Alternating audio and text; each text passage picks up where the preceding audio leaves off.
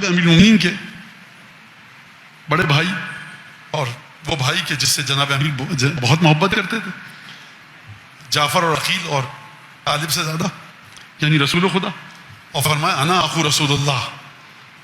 کسی بات کی طرف یہ نہیں فرمایا انا قاتل مرحب، انا قاتل عمرو بن عبد ود الذی نام علی فراشی لیلۃ الہجرہ. میں بستر پر میں یہ کہا انا اخو رسول اللہ. کیا مطلب اس بات کا؟ بھائی کو بھائی اس کا بنایا جو ایمان میں ہم پلہ تھا. فرمایا رسول خدا نے ان لاخی علی بن ابی طالب فضائل لا تحصى کثرة.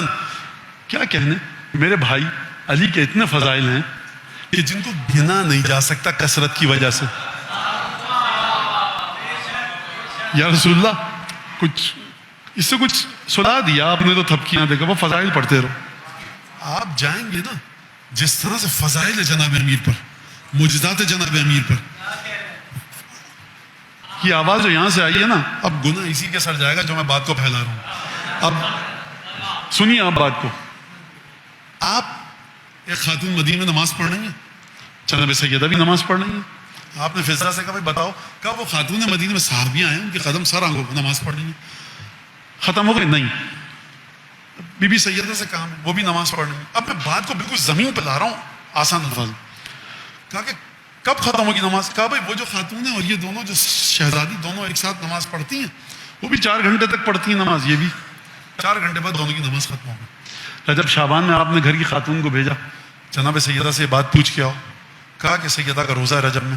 اچھا وہ جو برابر میں رہتی ہیں گھر کے صحابیاں ہیں قابل، ان کا بھی روزہ ہے. اچھا کہا کہ دیکھو سیدہ عمرے کے لیے گئی ہوئی ہیں، وہ خاتون بھی گئی ہیں.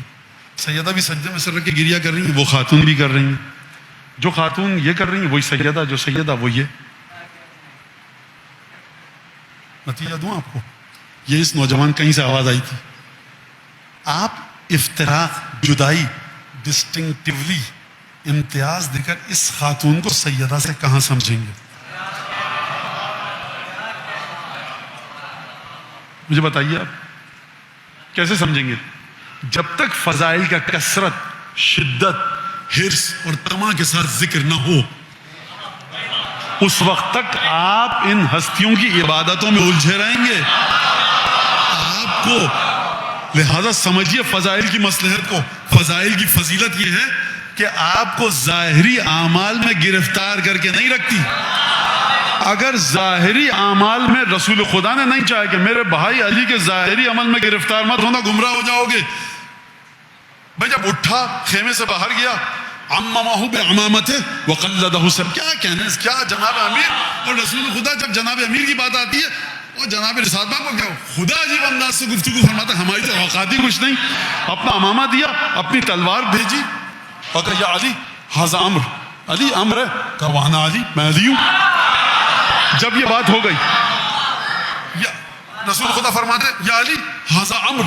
اچھا یا رسول اللہ ناد علی کا تعویذ دے دیجئے، بازو پہ آیت الکرسی، ذرا قل اللہ پڑھ کے پھونک دیجئے. یا رسول اللہ انا علی. اسے کہتے ہیں شد القلب، اسے کہتے ہیں ربط القلب. نہ ہاتھ میں تھرتھراہٹ، نہ زبان میں لکنت، نہ دل میں کپکپاہٹ، نہ پاؤں میں لغزش. یا رسول اللہ یہ علی ابن ابی طالب کا دل ہے.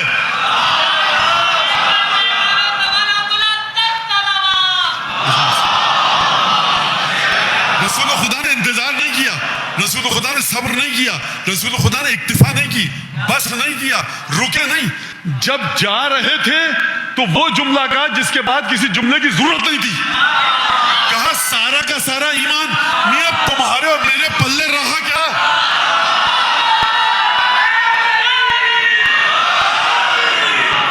لہذا اب سارا کا سارا آپ تمام عبادتیں کرتے ہیں ایمان کی بنیاد پر، اور وہ گیا سارا کا سارا ایمان امر کے مقابلے میں.